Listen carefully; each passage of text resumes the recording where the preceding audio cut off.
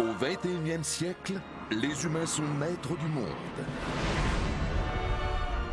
Derrière eux, 10 000 ans de civilisation à façonner la nature selon leurs désirs.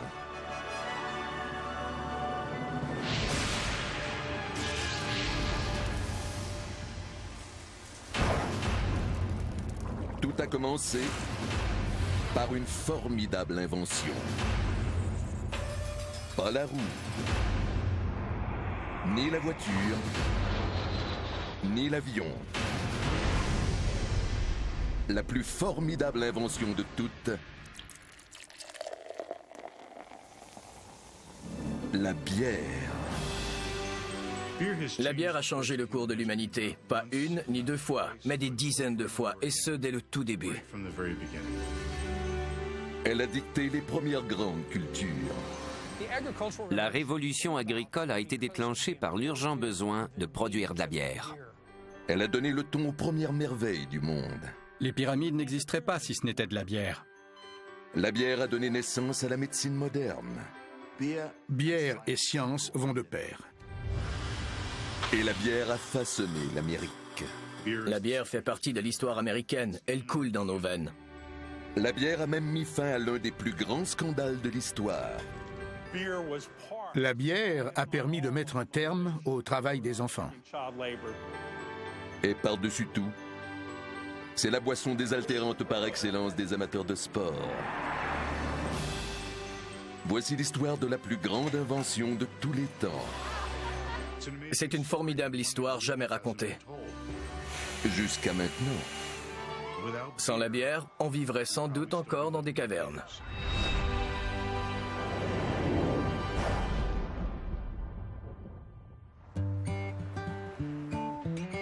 L'homme tel qu'on le connaît existe depuis environ 100 000 ans. Pendant 90 000 ans, nous étions des nomades, chasseurs-cueilleurs, et notre principale préoccupation était de se nourrir. La vie de chasseur-cueilleur n'était pas aussi difficile qu'on pourrait le croire. On passait environ 2 heures par jour à récolter des céréales et le reste du temps à socialiser.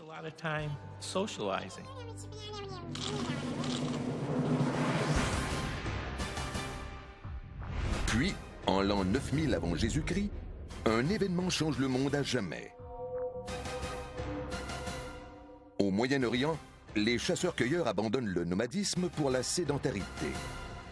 Ils troquent les cavernes pour des maisons et établissent la première civilisation, la Mésopotamie. C'est le début du monde, tel qu'on le connaît, une période qualifiée de révolution agricole par les historiens.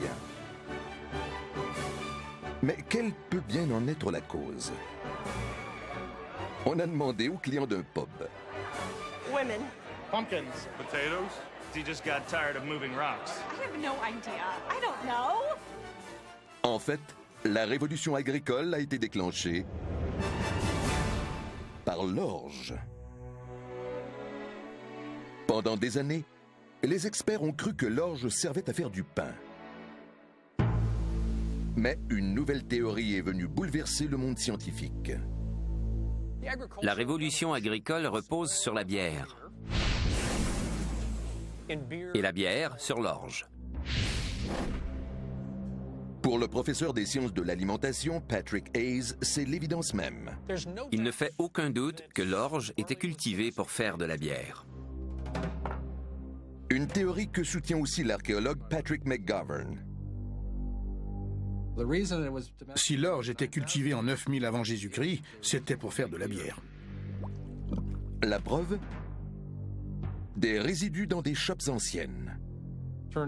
Des résidus de bière, c'est-à-dire des souches de levure, ont été découverts dans des chopes.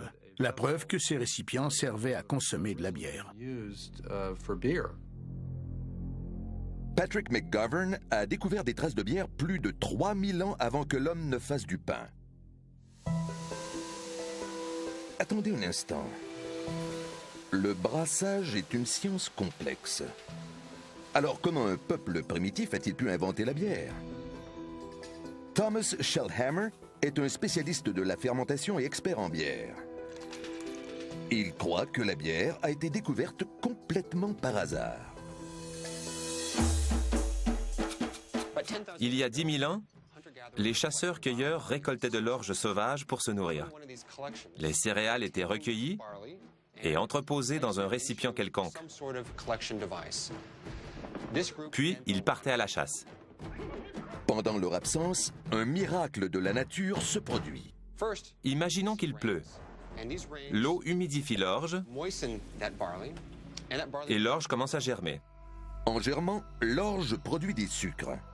Mais il lui faut encore plus d'eau. Heureusement, il pleut de nouveau. Il pleut à un point tel que le récipient finit par se remplir d'eau. C'est là que la magie opère. La levure sauvage transforme le sucre de l'orge en dioxyde de carbone, puis en alcool. Quelques jours plus tard, les chasseurs reviennent Et ils trouvent dans le récipient une mixture pétillante. L'un d'eux se risque à y goûter. C'est alors qu'ils découvrent une boisson tout à fait différente.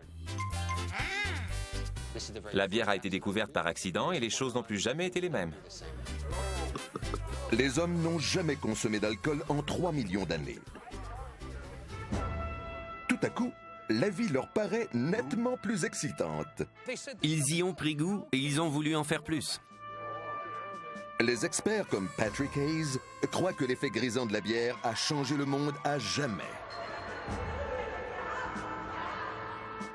L'effet enivrant a sans aucun doute été déterminant dans la décision de cultiver l'orge à plus grande échelle. Et c'est dans la foulée qu'ont été créées les inventions pour améliorer la bière. La soif de bière et le besoin accru d'orge pour la produire ont provoqué une explosion de nouvelles technologies dans un effet domino. L'homme s'est lassé d'essayer de creuser le sol dur à l'aide d'un bâton. Qu'a-t-il fait pour y remédier? Il a inventé la charrue. Une fois le sol retourné, il ne se prête pas pour autant à l'agriculture, à moins qu'il soit irrigué. Une foule d'inventions encore utilisées de nos jours ont vu le jour grâce à notre goût pour la bière. Une fois capable de faire pousser toutes ces céréales, l'homme ne voulait pas s'épuiser à les transporter. Alors il a inventé la charrette pour transporter ses aliments. Produire plus de bière et plus d'orge exige plus de terre, d'où l'invention des mathématiques. La bière a poussé les agriculteurs à vouloir diviser leurs champs, ce qui nous amène aux mathématiques. On pourrait donc dire qu'on doit les mathématiques et les unités de mesure à la bière. Après l'arpentage est venue la comptabilité, puis la plus belle invention attribuable à la bière, l'écriture. Beer invented writing?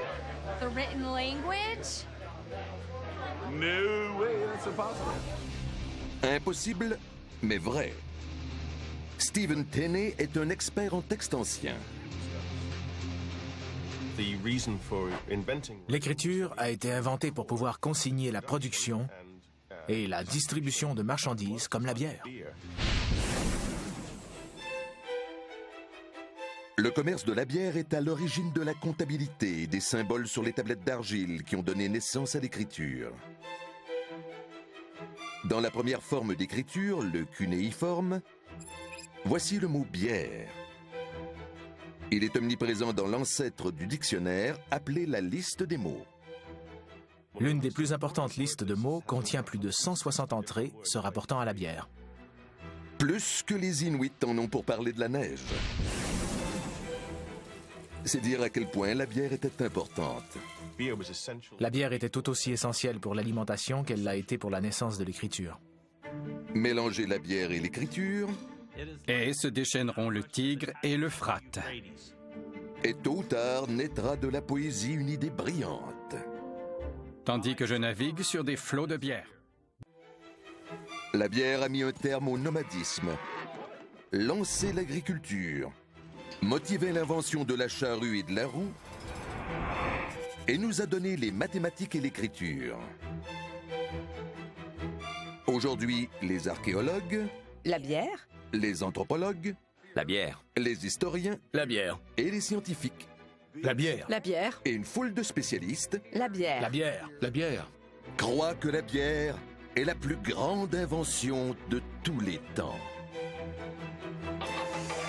En 3000 avant Jésus-Christ, la civilisation est en plein essor. Tout ça grâce à la bière. Mais ce n'est que le début.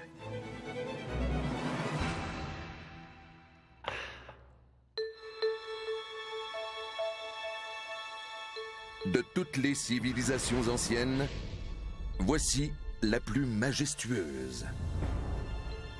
Les égyptologues savent maintenant que ces merveilles ont été érigées grâce à un ingrédient secret. La bière.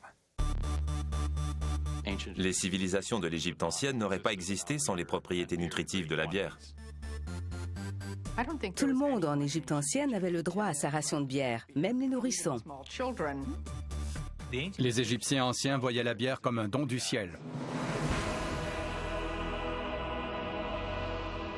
Le dieu égyptien le plus puissant était Ré, créateur de la vie, de l'amour et de la bière, sur Terre comme dans l'au-delà.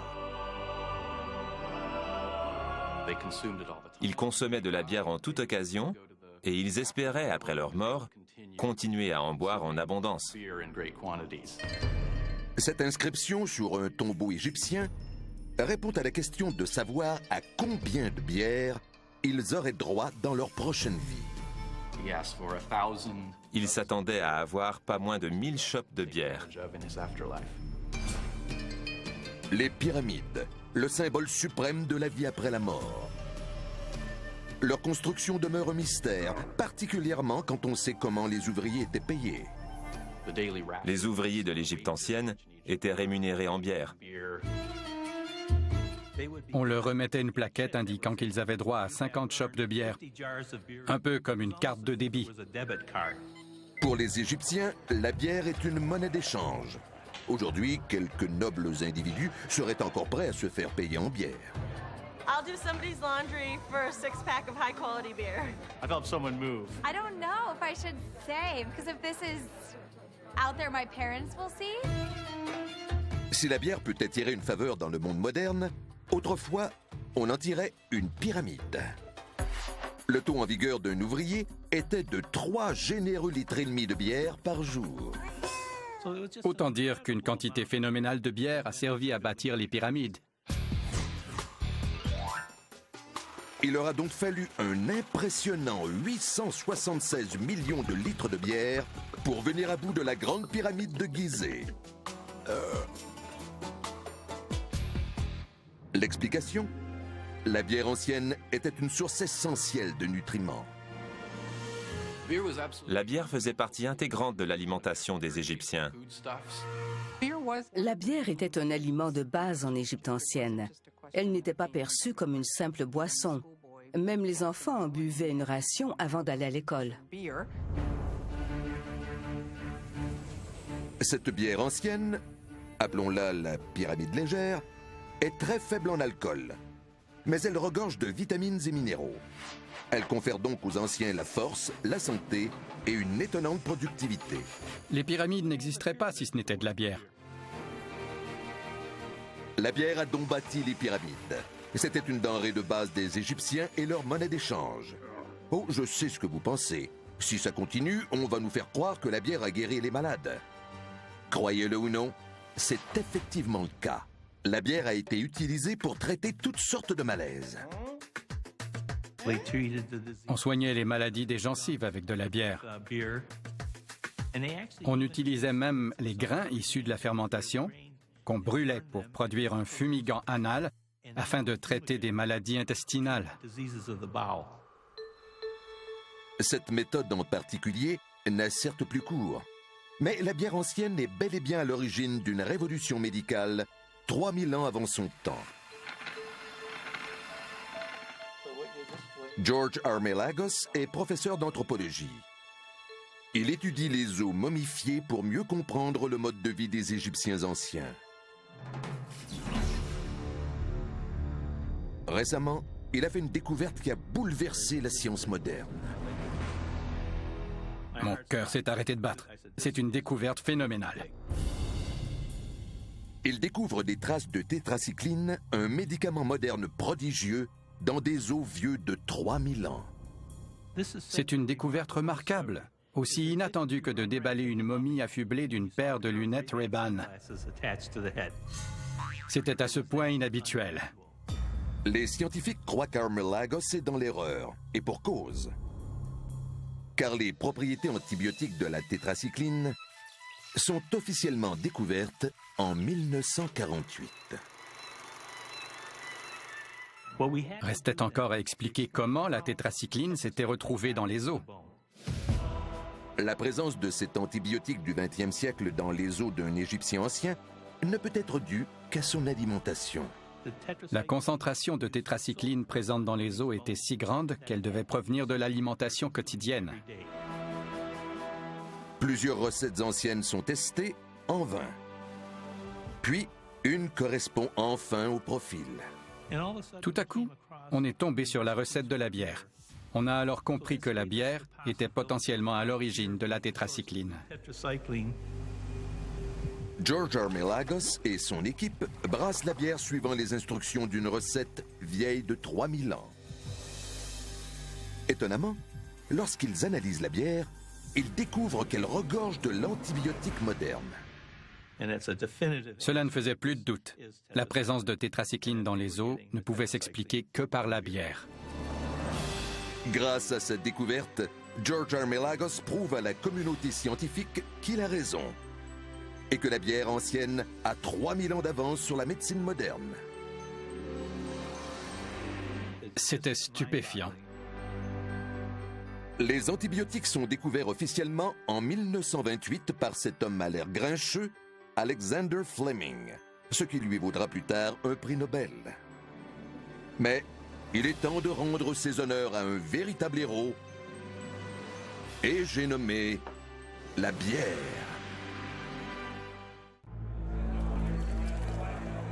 Depuis que l'homme des cavernes a bu sa première lampée, la bière a donné naissance à la civilisation. Jeté les bases d'inventions comme les mathématiques et l'écriture, et érigé les pyramides. Mais son plus grand défi reste à venir, maintenir en vie les populations de l'Europe médiévale, malgré des conditions exécrables et une espérance de vie très courte.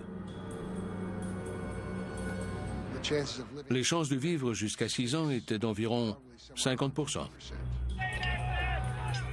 La guerre, la peste et une autre menace plane.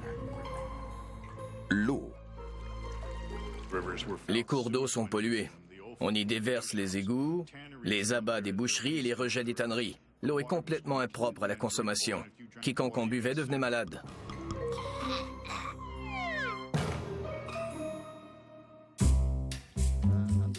Charlie Bamforth est professeur de sciences des fermentations à l'Université de Californie à Davis. Il croit que la bière a sauvé des millions de vies en Europe médiévale et il veut le prouver.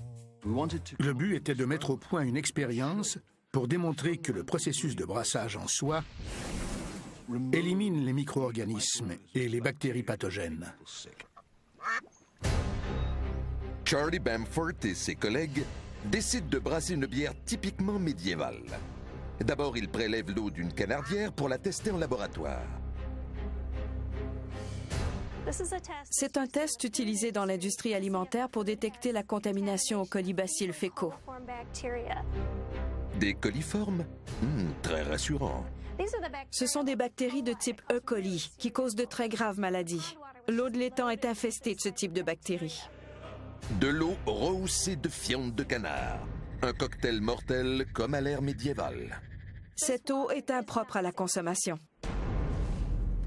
En suivant une recette médiévale, l'équipe de recherche brasse une bière vieille de 1000 ans dans un laboratoire moderne.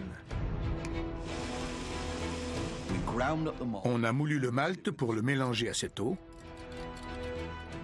Après environ 1 heure, on a filtré le liquide pour le séparer des grains résiduels, puis on l'a amené à ébullition. Et ils ont laissé fermenter pendant 1 semaine. Voyons les résultats. La bière est-elle potable? Une fois transformée en bière, l'eau de l'étang a été testée de nouveau et elle ne contenait aucune trace de colibacilles fécaux. Elle ne posait donc aucun danger pour la santé. Une transformation qui tient du miracle. De l'eau infecte en bière potable. Évidemment, on sait aujourd'hui que l'ébullition tue les bactéries, ce qu'on ignorait à l'époque médiévale. On ne cherchait qu'à faire une bière plus savoureuse, sauvant incidemment des millions de vies. La vie au Moyen Âge devait être plutôt misérable. La bière était sans doute la seule boisson sécuritaire. Au Moyen Âge, l'eau stagnante est mortelle. Mais on peut quand même en boire comme une éponge grâce à la bière. Et tout le monde, sans exception, s'en donne à cœur joie.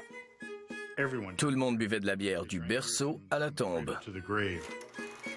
Au XVIe siècle, chacun boit en moyenne 300 litres de bière par année, hommes, femmes et enfants confondus, soit 6 fois plus que notre consommation actuelle. Oui, j'ai bien dit 6 fois. Avec une telle demande, la bière est une véritable mine d'or. Et ceux qui empochent sont les moines. L'Église n'a pas fait que des profits grâce à la bière. Elle a littéralement fait fortune. En Europe médiévale, les moines sont les maîtres brasseurs et la bière est un don du ciel. Les gens allaient à l'église car on leur promettait une bière à la fin de la cérémonie. L'alliance sacrée de la bière et de la Bible a rempli les bancs d'église pendant des siècles. Mais l'Église n'exercera pas le monopole de la bière éternellement. L'industrie de la bière attire une nouvelle catégorie de brasseurs, les entrepreneurs, qui s'approprient le brassage et transforment le visage de l'Europe. Le brassage de la bière a été un facteur clé du développement de l'économie. Ce fut le fer de lance de l'activité commerciale, bancaire et financière. Autrement dit, l'instauration du capitalisme moderne. Et la bière est encore célébrée de nos jours en Europe.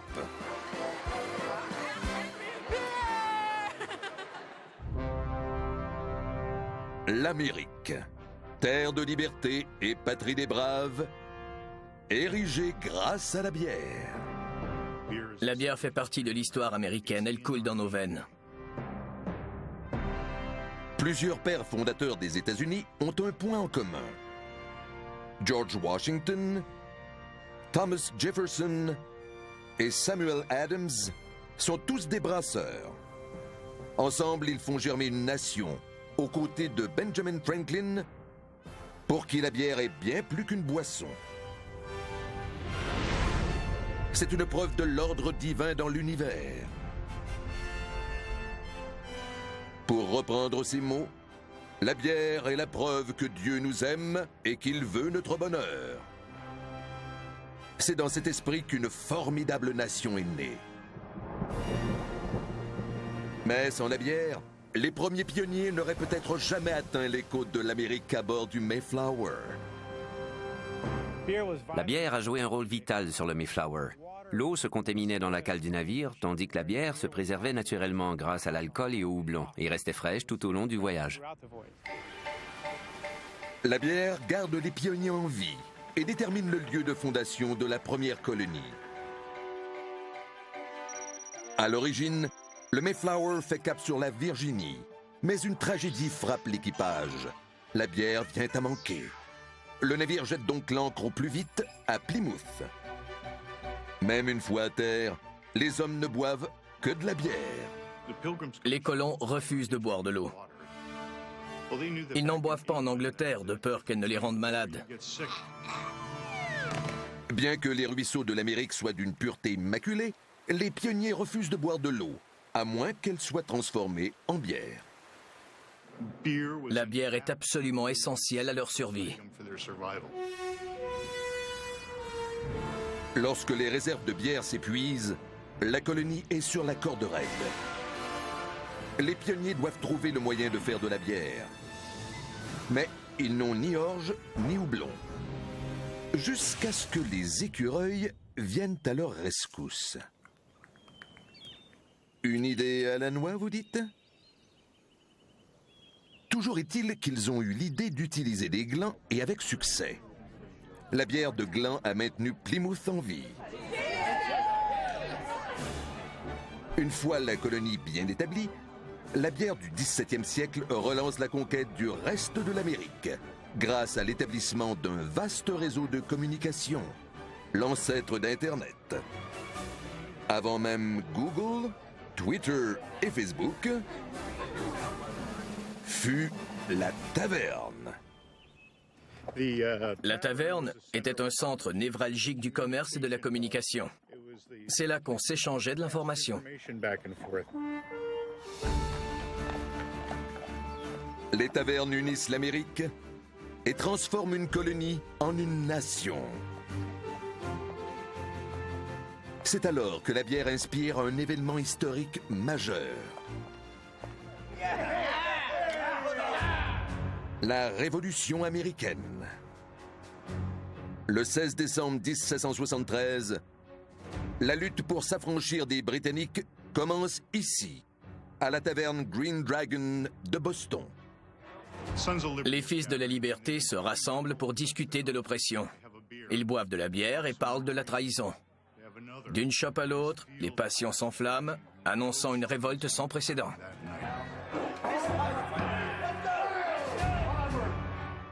C'est là que tout s'est joué. Les fils de la liberté se dirigent vers le port de Boston, montent à bord des navires et jettent le thé à la mer. La révolution est en marche, les tavernes sont au cœur de celle-ci. Les tavernes ont été centrales pour les activités révolutionnaires.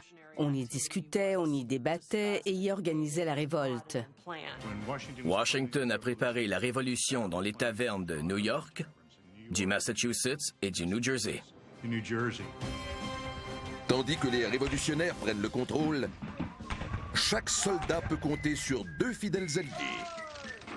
Son fusil et sa bière.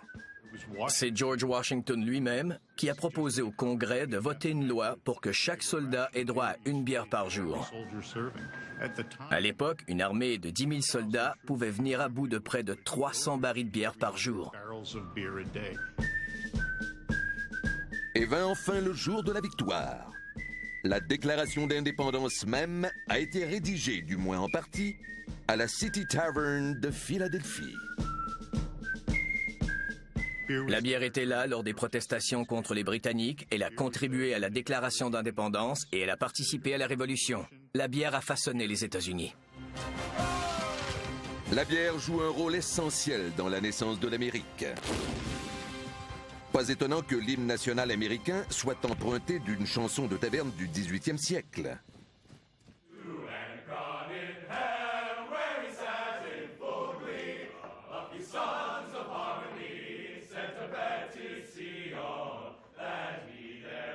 Les paroles ont changé, mais l'air est le même. À l'époque, on le chantait en guise d'alcotest. Quiconque pouvait le chanter avait droit à une autre tournée. Voilà comment est né l'hymne national américain. La bière a aidé à fonder les États-Unis, en plus de donner à la jeune nation son hymne national.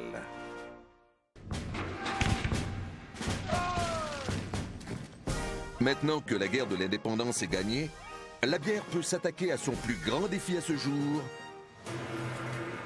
la maladie. Le plus vieux fléau de l'humanité. Au 19e siècle, la médecine est dans une bien sombre période. Jusqu'à ce que la bière vienne à sa rescousse. Bière et science vont de pair. Grâce à la bière, la science médicale fait un bond en avant si important qu'elle établit notre façon d'aborder la maladie encore aujourd'hui. Une grande partie des sciences fondamentales qui s'appliquent aujourd'hui à la santé et aux maladies sont nées de l'industrie brassicole. La bière est à l'origine de la médecine moderne. Tout commence en 1850, grâce au scientifique Louis Pasteur, qui invente la pasteurisation. Ironiquement, c'est à cela que tout le monde l'associe. Or, c'est plutôt cela qui l'intéresse. Certains croient qu'il étudiait le lait, mais en réalité, c'est à la bière qu'il s'intéressait. La bière fut l'une des premières boissons pasteurisées. Pasteur tente initialement de répondre à une question ennuyeuse. Pourquoi la bière a parfois tendance à se gâter? Il fait alors une découverte étonnante. La bière est vivante. Parallèlement aux cellules rondes de levure, il détecte des particules plus petites et de loin plus inquiétantes. Après avoir aperçu de minuscules cellules bactériennes, il a compris qu'elles étaient à l'origine de la détérioration. Pasteur découvre les bactéries, une forme de vie microscopique inconnue qu'il croit responsable de l'altération de la bière. Sa découverte aura des implications majeures pour l'humanité tout entière. Cela l'amène à se poser une question simple mais brillante. Si les bactéries peuvent altérer la bière, peuvent-elles en faire autant avec la santé des gens? En gros, la réponse est oui. Et c'est là le fondement de la théorie germinale. La théorie germinale des maladies infectieuses, la pierre angulaire de la médecine moderne. Avant, personne n'avait la moindre idée de l'existence des germes. Avant la théorie germinale, on ne savait pas exactement ce qui causait les maladies. On croyait qu'elles étaient dues à l'air vicié des marécages ou à des esprits malveillants. Les marécages et les esprits malveillants. Essayez donc de trouver un remède à ça. Mais la découverte de Pasteur change tout. Pour la première fois, on comprend que les bactéries et les germes sont la cause des maladies. Maintenant qu'on en connaît la cause, on peut chercher un traitement, les vaccins, qui ont pratiquement permis d'éradiquer les maladies meurtrières telles la variole et la polio. C'est alors que les médecins commencent à se laver les mains. Avant la théorie germinale, les médecins pouvaient sortir tout droit d'une autopsie et aider à mettre au monde un enfant. Après la découverte des germes, ils ont suivi une recommandation simple: se laver les mains avant d'accoucher une femme. La fréquence de ces infections a diminué radicalement, sauvant ainsi des millions de vies. Maintenant que vous le savez, lavez-vous toujours les mains avant d'accoucher une femme et remerciez-en la bière. That's absolutely awesome. You gotta love beer. Beer, thanks for everything. Cheers. Cheers.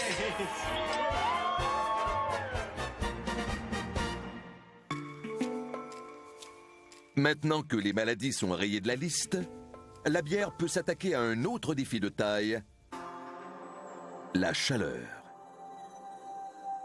Au 19e siècle, la chaleur est synonyme de viande et de légumes avariés, de maladies, de climat inhospitalier et de mécontentement.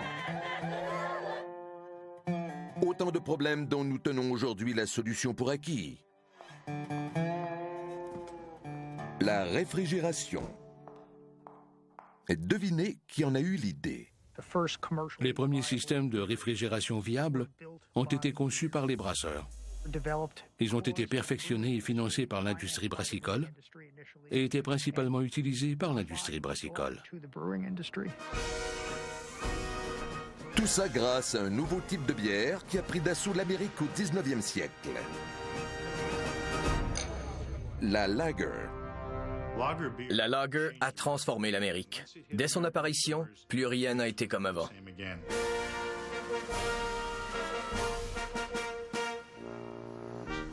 La lager arrive en 1840 avec des immigrants allemands dont Friedrich Miller et Adolf Coors. Contrairement aux bières traditionnelles, la lager doit être brassée à froid.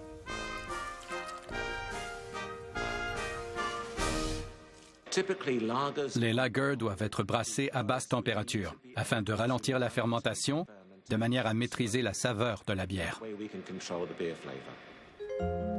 Il y a 150 ans, la seule option est la glace, prélevée à même la nature et transportée jusqu'à la brasserie. C'est loin d'être l'idéal. La glace est très lourde, donc elle coûtait cher de transport et d'entreposage, sans compter qu'elle finissait évidemment par fondre. Au printemps, les réserves de bière s'épuisent jusqu'à l'hiver suivant. Chaque été, les brasseurs rêvent de créer artificiellement du froid. Au 19e siècle, cela relève de la science-fiction. Mais la bière est une visionnaire. Les brasseurs portent un vif intérêt aux travaux sur la réfrigération artificielle. On les prend d'abord pour des fous, mais ils investissent dans la recherche. Il était question de produire du froid, de produire de l'air froid. Une nette amélioration si l'on pense à la glace. Personne ne voudrait de cet engin dans sa cuisine. Voilà le premier réfrigérateur commercial, la machine frigorifique à ammoniac, inventée en 1881 par Carl von Linde pour fabriquer de la bière.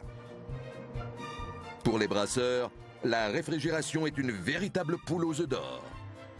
Grâce à la réfrigération, on peut faire de la bière à l'année. L'industrie de la bière rapporte des millions.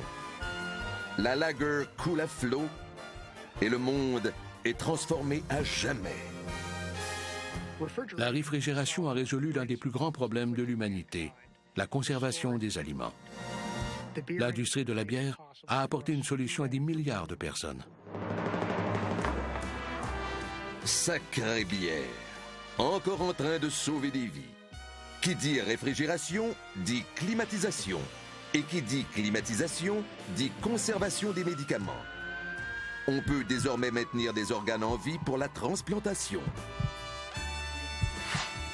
Et, plus important que tout pour cette fillette, faire de la crème glacée.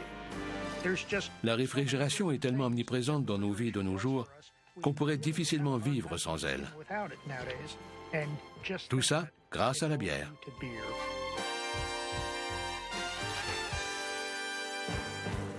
La quête de la meilleure bière est à l'origine de certaines des plus grandes découvertes et inventions modernes.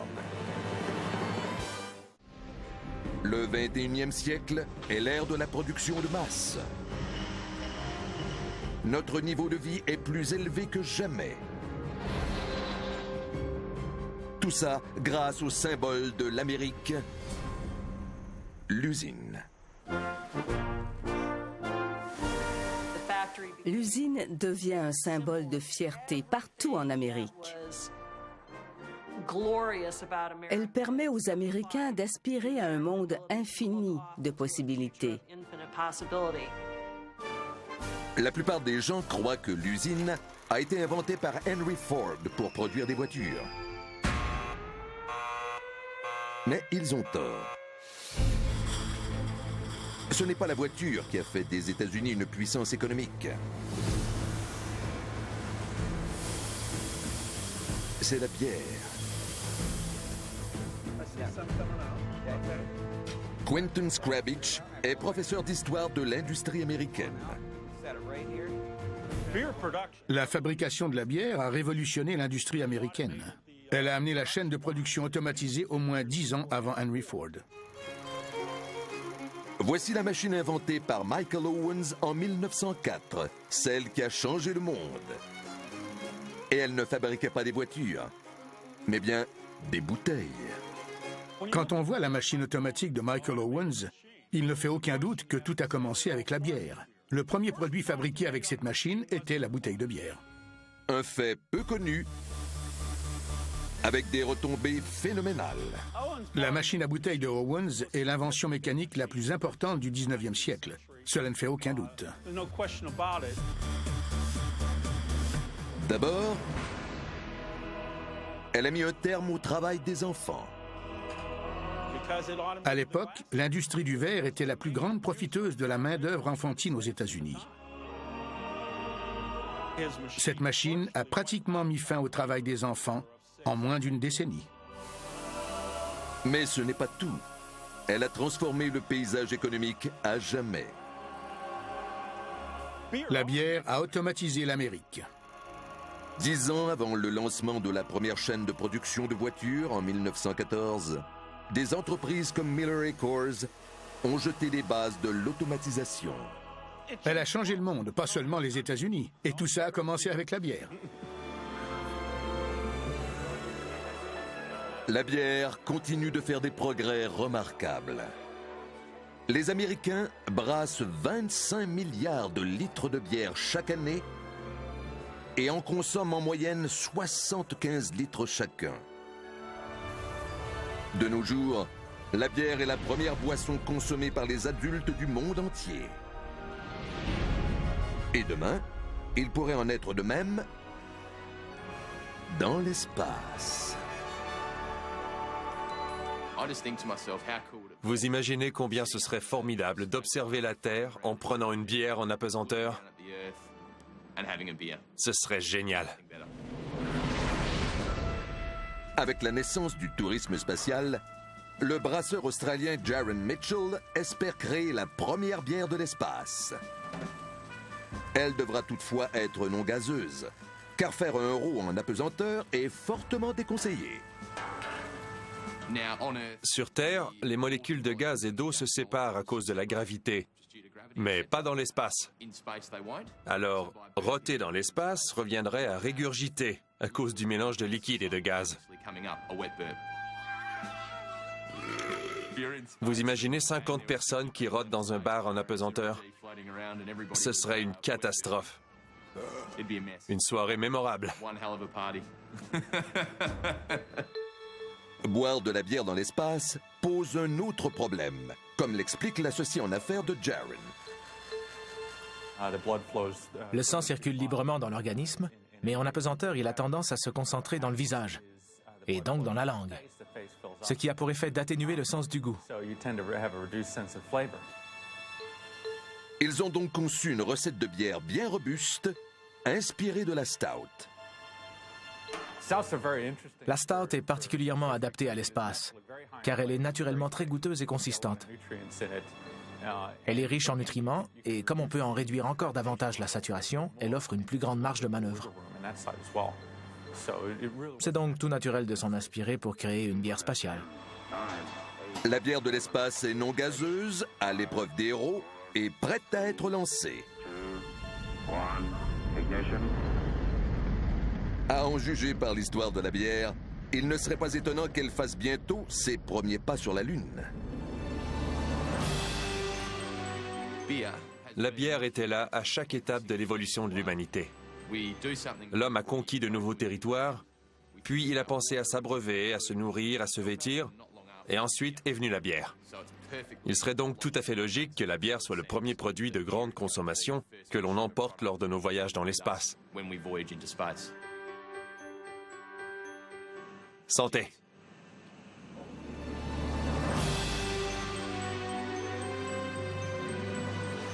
Tout au long de l'histoire, nombreux ont été ceux à vanter les mérites de la bière. On peut maintenant en mesurer toute l'importance, à un point tel qu'on pourrait presque l'utiliser comme repère de l'histoire de l'humanité. L'histoire se divise communément en 2 grandes périodes, avant Jésus-Christ et après. Or, on pourrait l'envisager comme étant avant la bière et après la bière. Avant la bière, le nomadisme et les chasseurs-cueilleurs. Et après la bière, la sédentarité, l'érection des villes, l'agriculture, l'urbanisation, le développement du commerce.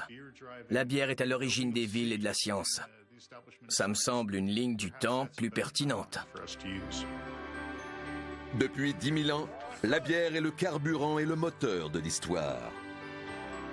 Elle nous a donné les plus grandes merveilles et les plus brillantes découvertes. Sans oublier le bon temps qu'elle nous a offert. Soyons honnêtes, la bière n'a pas fait que changer le monde. Elle l'a littéralement sauvé. Santé.